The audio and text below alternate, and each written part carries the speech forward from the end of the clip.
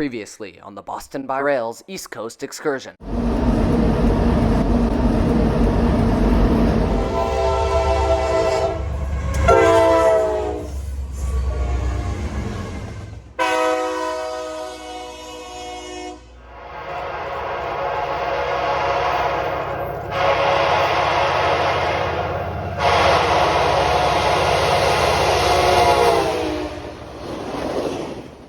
Every memorable trip must come to an end. My brother and I completed our journey by driving 15 hours back to Boston, while making brief railfanning stops along the way.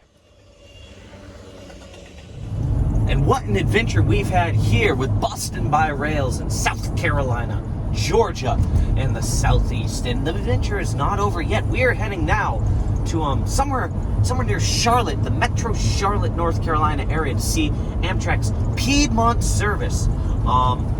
We're in the area. It's in the area. So we figured, why the hell not? The Piedmont is an Amtrak service that's funded by the state of North Carolina, and it runs from Raleigh to Charlotte, North Carolina, with 3 round trips per day. Now here's where railroads are a lot like families. You know how in families there's always a story, like how your kitchen table has a big dent in it because your sibling fell in it or whatever. Well, it's the same thing with rail. Amtrak wanted to start the Piedmont line. Problem was, the track was leased to them by Norfolk Southern, and Norfolk Southern insisted that they build a Y in Charlotte to turn the Piedmont around. That's spelled W-Y-E. You see, a Y is a triangular junction that allows trains to flip the direction they're facing with ease. Building Ys cost tons of money, but they did it anyways. Since 2017, however, the Piedmont has been operated with a locomotive on each end to improve on-time performance. Anyways, my point is, the Piedmont has a lot of history.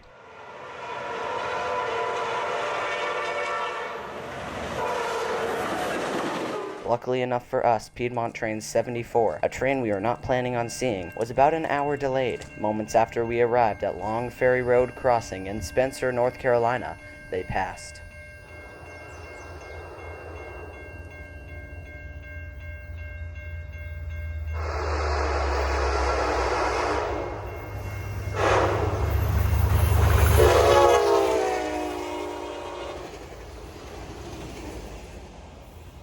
I checked the ATCS, only to notice that there was a northbound freight that was in our block. I immediately glanced down towards the tracks, and sure enough, I saw the train's headlights. Here's a Norfolk Southern intermodal making its presence known through Spencer.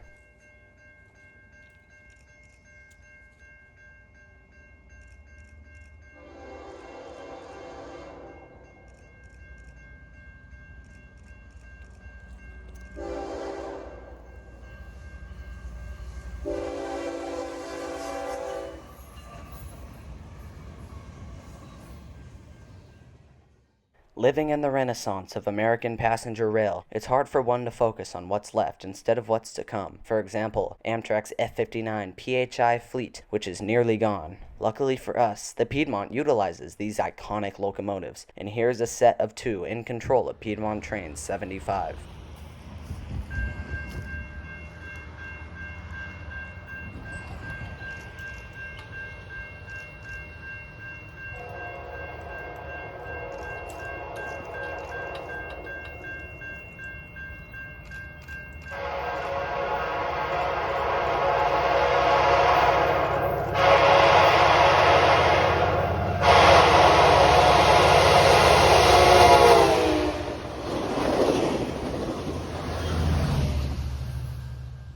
So again, we see an example of how the rail world is like being in a family. You have to share. After Norfolk Southern comes through, now it's the Piedmont's turn to pass. We managed to be there for only 25 minutes, and we're back on the road in no time. We passed through many southern cities that I had never been to, and we did not make our next stop until Google Maps sent us on a detoured route to avoid car traffic around Fredericksburg, Virginia. The open country of Virginia was something quite new for a northern city kid like me.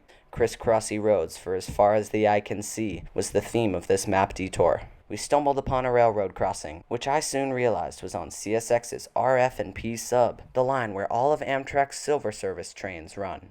We set up for Amtrak PO53, the auto train from Lorton, Virginia to Sanford, Florida. Amtrak's auto train, originally operated by the Auto Train Corporation, which was a privately owned rail carrier, is a non-stop passenger train that takes one from the Washington, D.C. suburbs to the Orlando suburbs in Florida. The main perk of the auto train is that you can take your car with you on this trip. This also makes the auto train the longest passenger train in America. For a rail fan, this train is nothing but fascinating to watch.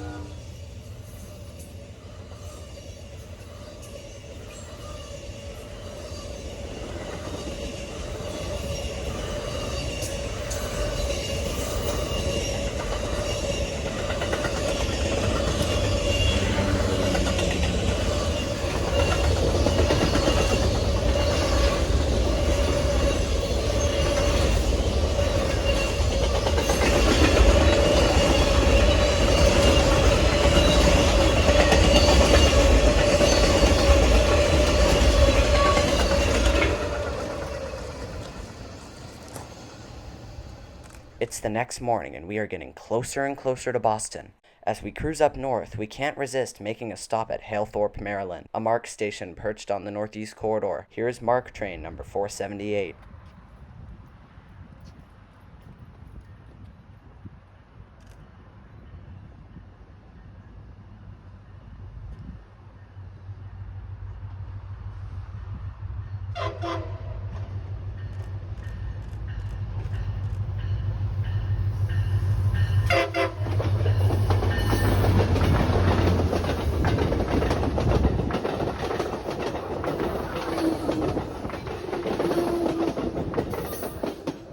Halethorpe is a new ADA accessible station with a high platform and a pedestrian bridge that was completed on August 12, 2013. The station has two 700-foot-long platforms with canopies, a pedestrian bridge, elevator towers, and more. So this station is brand new and a nice place to linger.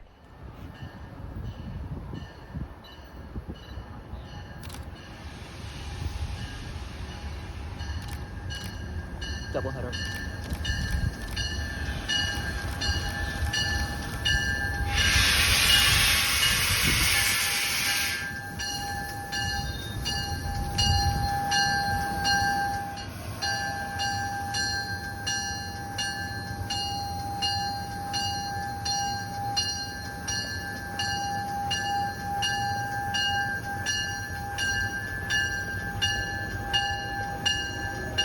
Oh yeah, you can see it.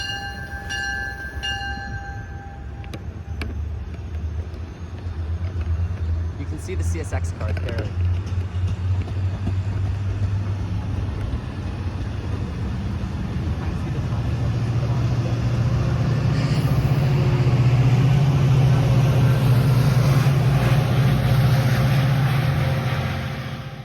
As we packed up, the distinct hiss of active Northeast Corridor track filled the station. I quickly started recording, and moments later, an Acela raced around the corner. This Acela would no doubt be coming from the nation's capital. I wonder if this is one of those trains that President Biden used to ride to Delaware.